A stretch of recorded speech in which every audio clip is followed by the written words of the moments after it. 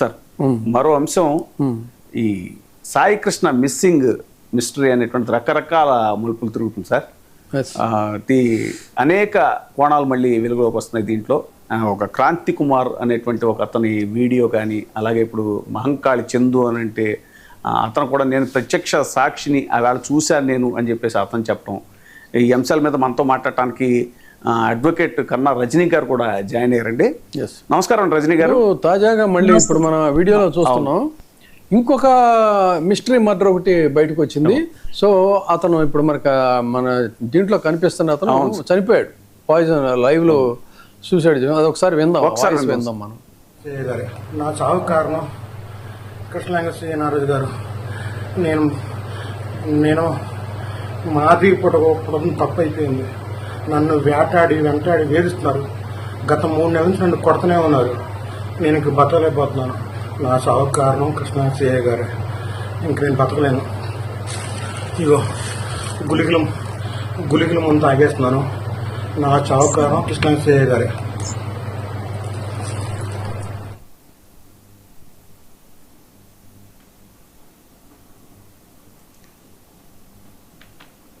ఇది ప్లస్ మహంకాళి చందు అని అతను నేను ప్రత్యక్ష సాక్షిని, అక్కడ నేను కస్టడీలో ఉన్నప్పుడే, అక్కడ నేను లాకప్లో ఉన్నప్పుడే ఇతన్ని హింసించడం జరిగింది మన సాయికృష్ణ అని చెప్పేసి కూడా సిఐ నాగరాజ్ గురించి చెప్పడం జరిగింది సార్. అయితే తాజాగా ఏంటంటే నాగరాజ్ని మేము సస్పెండ్ చేసామని చెప్పేసి గవర్నమెంట్ చెప్పడం.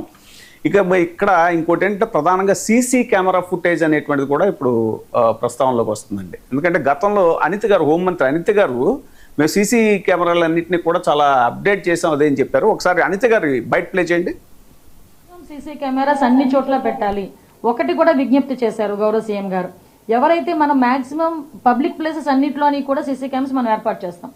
ఏర్పాటు చేయడంతో పాటు ఈరోజు ఎక్కడైతే ప్రైవేట్ ప్లేసెస్లో సీసీ కెమెరాస్ ఏర్పాటు చేసుకున్న వాళ్ళందరూ కూడా వాళ్ళు అనుసంధానం అన్నది మా పోలీస్ డిపార్ట్మెంట్ వాళ్ళకి ఇస్తే ఎక్కడైనా ఇమీడియట్ గా రెస్పాండ్ అయ్యి వాళ్ళకి ఎటువంటి ఇబ్బంది లేకుండా చూసుకునే బాధ్యత తీసుకుంటాం. ఈ రోజు వాళ్ళ దగ్గర సీసీ కెమెరాస్ ఫుటేజ్ వాళ్ళ దగ్గరే ఉంటుంది. అది కాకుండా మళ్ళీ నేరం జరిగిన తర్వాత వాళ్ళ ఫుటేజెస్ మనం తీసుకోవడం, తర్వాత మళ్ళీ ఫర్దర్గా ఇన్వెస్టిగేషన్కి ఉపయోగపడుతుంది. అలా కాకుండా రియల్ టైంలోనే అవి జరగకుండా చూసుకునే బాధ్యత తీసుకోవడానికి పబ్లిక్కి కూడా మేము అప్పీల్ చేస్తున్నాం. మీ దగ్గర మీరు ప్రైవేట్ ప్లేసెస్లో ఎక్కడైతే మన ఇంట్ల దగ్గర లేదంటే మీ వ్యాపార సంస్థల దగ్గర పెట్టుకున్న ఈ కెమెరాస్కి కూడా అనుసంధానంగా పోలీస్ డిపార్ట్మెంట్ వాళ్ళకి కనుక ఇస్తే డెఫినెట్గా మేమందరం కూడా ఇంటిగ్రేట్ చేసుకొని నియర్ బై కమాండ్ కంట్రోల్ రూమ్లోని దాని అంతటిని కూడా మేము పర్యవేక్షించుకుంటాం. ఎక్కడ కూడా ఎటువంటి ఇబ్బంది లేకుండా చూసుకునే వ్యవహారాలు ఎలా ఉన్నాయంటే ప్రతిదానికి కూడా చాలా ఆర్భాటమైనటువంటి ప్రకటనలు, వ్యవహారాలు ఉన్నాయి. కానీ ఆచరణకు వచ్చేసరికి ఏంటంటే మళ్ళీ అదే ఇప్పుడు ఈ మధ్య చూసాం హైకోర్టులో కొన్ని కేసుల్లో సీసీ కెమెరాలు పనిచేయడం లేదు, పోలీస్ స్టేషన్లోనే కెమెరాలు పనిచేయడం లేదని చెప్పినటువంటి మాట అడ్డంగా పొగచ్చారు. రేపు ఈ కేసులో కూడా ఖచ్చితంగా ఏమవుతుందంటే సీసీ కెమెరాలు పనిచేయడం లేదు అనేది వస్తుంది. తర్వాత అసలు ఏ ఫ్యాక్ట్స్ అనేటువంటివి కూడా బయటకు రా. ఇప్పుడు చూపించిన అతని పేరేమో పెరుగుపోగు క్రాంతి కుమార్ అని చెప్పని 42 సంవత్సరాల వయసు. ఇది మే 21వ తారీఖు నాడు జరిగింది. ఈ సంఘటన అసలు బయటికే రాలేదు. ఈ ఎఫ్ఐఆర్ ఉంది, ఇవన్నీ కూడా ఉన్నాయి. అతన్ని డయింగ్ డిక్లరేషన్ మరి తీసుకున్నారా ఆ రికార్డెడ్గా అనేది ఒక పాయింట్. తర్వాత ఏంటంటే ఎఫ్ఎస్ఎల్ నివేదిక, ఆ ఎఫ్ఎస్ఎల్ నివేదిక ఏం చెప్తా ఉందనేటువంటిది ఒక పాయింట్. తర్వాత వాళ్ళ ఫాదర్ కంప్లైంట్ ఇచ్చిన తర్వాత ఎందుకు దాని మీద సమగ్రమైనటువంటి దర్యాప్తు చేయలేదు, అసలు అది వెలుగులోకి కూడా చూడలేదు. ఇప్పుడు వస్తున్నాయి ఒక్కొక్కటిగా ఇప్పుడు వెలుగులోకి వస్తున్న పరిస్థితి.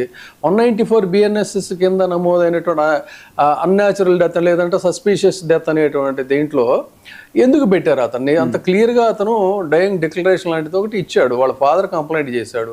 దాని మీద అసలు ఎంక్వైరీ ఎందుకు కండక్ట్ చేయట్లేదు, ఎందుకు యాక్షన్ తీసుకోవట్లేదు? సో ఇది ఇలా ఉంటే ఇవాళ మళ్ళీ తాజాగా జరిగినటువంటి దీంట్లో కూడా బహుశా ఇప్పుడు మనకి మన సోదరి అడ్వకేట్ రజనీ ఆ బాధితులతో ఇతని విషయంలో, మన క్రాంతి విషయంలో అక్కడికి బాధితులతో వెళ్ళడం, ఆ విషయాలు కూడా తెలుసుకోవడం, తర్వాత వీళ్ళంతా కూడా విజయవాడ కోర్టులో చాలా క్రియాశీలకంగా ఇదైపోతే ఇవన్నీ బయటకు వచ్చాయి. సో ఇప్పుడు లేటెస్ట్ పరిస్థితి ఏంటమ్మా, అసలు ఏం జరుగుతా ఉంది అక్కడ? రజనీ గారు సార్ నమస్తే సార్. ఇప్పుడు ఏదైతే మనం చట్టానికి లోబడి పనిచేయాల్సినటువంటి పోలీస్ శాఖ చట్ట